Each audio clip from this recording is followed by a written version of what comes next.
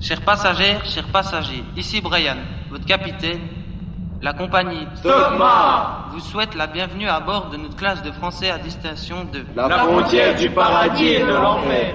Je vous présente l'équipage qui accompagnera votre voyage. Anastasios, Baptiste, Evan, Jessica, Miguel, Siem, Valence, Jemaili. Zara. Veuillez attacher vos ceintures, nous allons décoller. Nous vous souhaitons un agréable vol. si vous pensez que la vie de collégien est un long fleuve tranquille, vous vous trompez. L'enfer est parfois tout près du paradis. Ce n'est pas notre héros, un élève de Stockmar, qui dira le contraire. Ça faisait 2 ans qu'il se faisait racketter. Carlos Bellucci était un élève de 15 ans au collège Stockmar. Il venait d'une famille aisée, ça se voyait à son vocabulaire, ses vêtements de marque, ses accessoires, des restes iPhone, des écouteurs haut de gamme. Il avait même au poignet une montre Cartier. Son père avait repris l'usine de Godelier. Mais Carlos était assez seul, une proie facile pour une bande.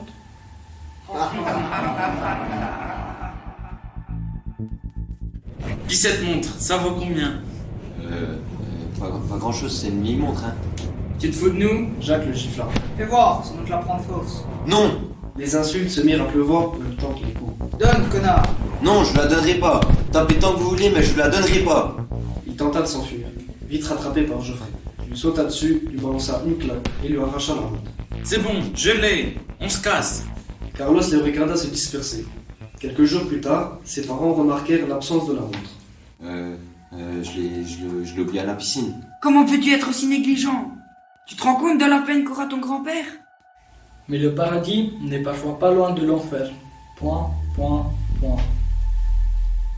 La seule chose qui faisait tenir Carlos, c'était la perspective de finir bientôt le collège et de continuer ses études en Italie.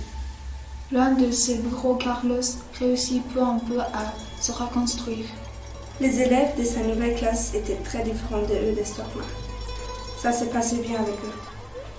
Il y avait même une fille super qui avait l'air de s'intéresser à lui. Elle dansait bien et sortait volontiers en boîte. Elle était belle, gentille, intelligente, très motivée par ses projets d'avenir. Elle s'appelait Lana.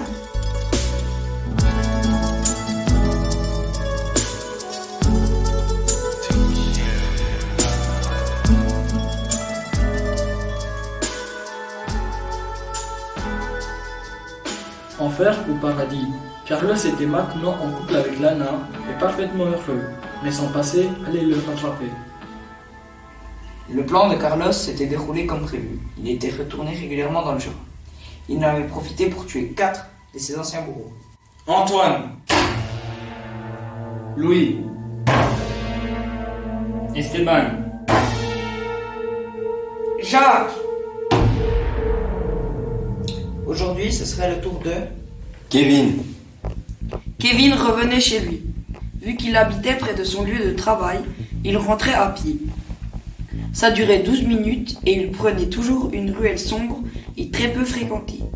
Il était donc en train de marcher vers chez lui quand il aperçut quelqu'un au loin qui le suivait. Il reçut un appel. Surtout, ne te retourne pas. celui qui l'avait appelé raccrocha. Le pouls de Kevin s'accéléra. Il se retourna. Il n'y avait plus personne. Stressé, Kevin sentit la peur monter. Il avança d'un pas et soudain se fit bousculer et tomba par terre. Un homme armé d'un couteau se pencha sur lui. Oh Kevin, t'as peur? T'es qui? Tu fous quoi là? C'est pas qui je suis? Tu te rappelles pas? À Stockmar? C'est toi, Carlos? Oui, c'est moi. Carlos planta une première fois le couteau dans la jambe de Kevin. Tu hurles là. Ah! Pourquoi tu fais ça? Bah pour me venger. Lorsque Lana découvrit que Carlos était un criminel, le rêve vira au cauchemar. C'était comme si on m'avait jeté dans une sombre prison en plein hiver. La vérité était un poison dans mes veines, brûlant comme du piment. Comment Carlos s'était transformé en lui? Je pleure. Je crois pas, c'est pas possible. Je l'aime.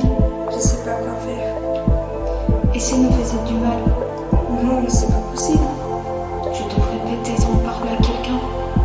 Mais on va laisser les dénoncer. Il faut que je comprenne pourquoi il est ça.